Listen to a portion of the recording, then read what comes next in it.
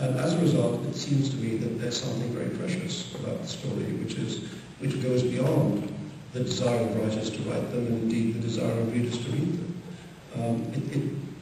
It speaks to something absolutely fundamental about the kind of entity we are. We are people who tell each other stories and who learn about ourselves by doing so, and that makes them important and precious and worth protecting. I think I'm just going to stop there for now, and then we'll see what anybody wants to talk to me about. But that's some of it. Thank you.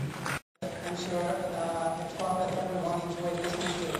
I've heard Mr. Rushdie many times, and he's always funny, and I think he's lived up to that reputation of being funny again. I know you said you're sick of talking about the fatwa, and I thought maybe we could just get it over with and then move on to other things, because it's the law. I have to ask him about this.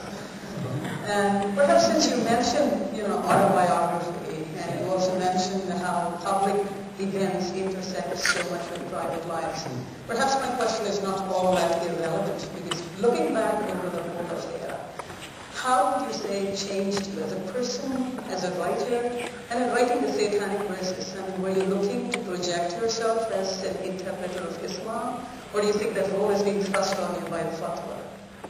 I think more of it is being thrust on me, yes. Because I think anyone who reads the Satanic Verses can see that the subject of Islam is a very peripheral subject. And it was forced into the center of the story because of the kind of attack that followed, but it's scarcely what the novel is about. Since then, for obvious reasons, I've had to, first of all, inform myself a lot more about the activities of radical Islam and the kind of transformations in the Muslim world. And then I've had to talk a lot about it. And that was, I certainly never thought of myself as a religious writer, or indeed a writer about religion, primarily. Except in the way that I was mentioning, that it's a part of the world in which my characters have lived. But yes, I think it's been more or less a consequence of what happened. And that's all right. I mean, life takes unexpected turns. And the one thing I can say is about that is that it's now something everybody's interested in. Because of how the world has turned out. I remember being invited onto some television program, I don't know what, to talk about, inevitably to talk about the subject of radical Islam. And I said, I'm just a little bit sick of this, and can't you get somebody else? There must be someone else who knows about this shit. The journalist used this phrase, which is how journalists speak. She said, no, you have to come on, because you see, the news agenda has come round to you. So apparently that's what happened. The news agenda came round to me and suddenly wanted to go where I had to say something. And it has kind of curious retrospective effect, because, for instance, a novel I wrote in the early 80s, Shade, which is a novel in between Midnight Story and Satanic Verses, suddenly seems more topical now than it did then, especially now in this moment of General Musharraf's last stand, because it's about an earlier Pakistani dictator and so on. So sometimes, and I think that's the happy stuff about literature, is if you write this stuff and you don't know what journey your work will take through the world, whether it will become only briefly interesting or fleetingly interesting, or whether it will endure, or whether it will have some later moment of relevance, so you don't know. You just put it out there.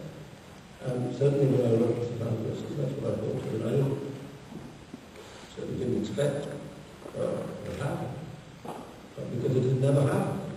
And indeed, had I said to anybody when the day the book was published that what would happen, they would have thought I was insane. And incredibly vain.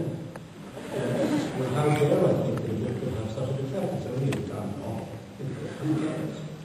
Is the idea of the item of really reads to some interpretation of it? It's really a problem.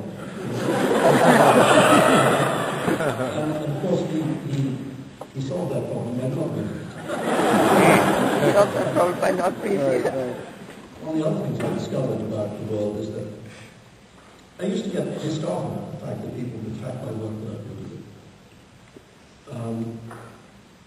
And then I thought, if you look at the history of attacks on books, it's almost always the case. You know, the other day I was talking about the book of Lolita, and I think the people nobody who read Lolita could accuse its author of pedophilia. You know, this extraordinary moral book. Nobody who read Ulysses could accuse its author of having written a work of pornography. Because Ulysses may be many things, but its ability to arouse you sexually is limited.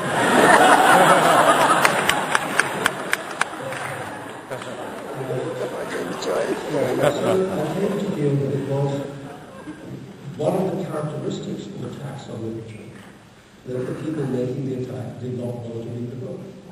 And that made me kind of feel better. On the topic of fundamentalisms and religious fundamentalisms seem to be on the rise everywhere.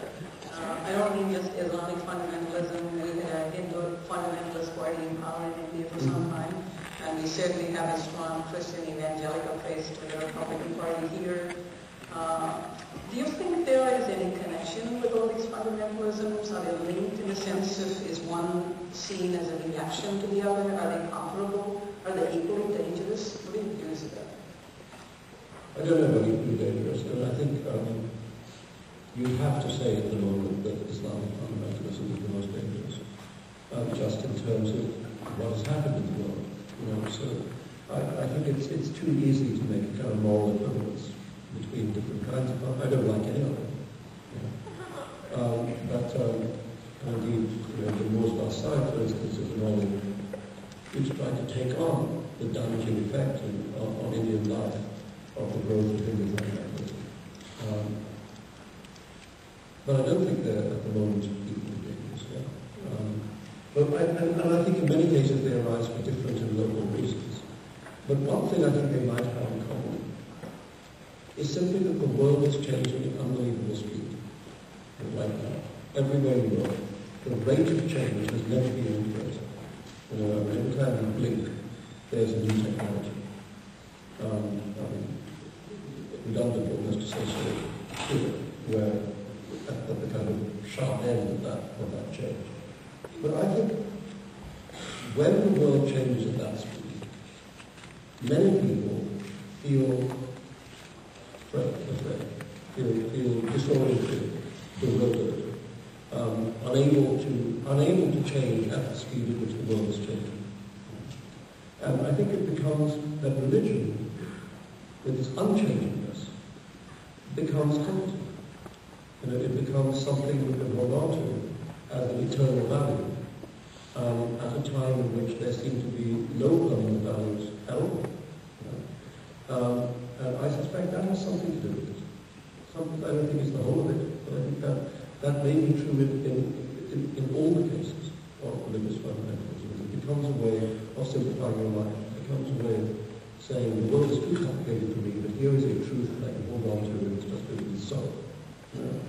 And there's an appeal for some people, I think. Now, we were recently on Salman, for example. I mean, it's a story about the making of a terrorist in some sense.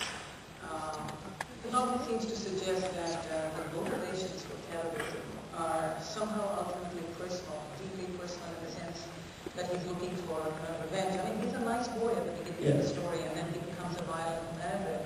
Not because he has some grand political goals, but it's out of personal revenge. Well, first of all, I wasn't trying to make a general point, I was trying to make a specific point. I was not trying to say this is how all terrorists are born. I was trying to say this is how this one is born. I think the novel form is best when it is specific, and worse when it tries to be too general. When you're talking about individual human beings, you can't say why these human beings work out the way they do. And I do think that if you look at any kind of movement, whether armed or not, let's take the case of armed movements,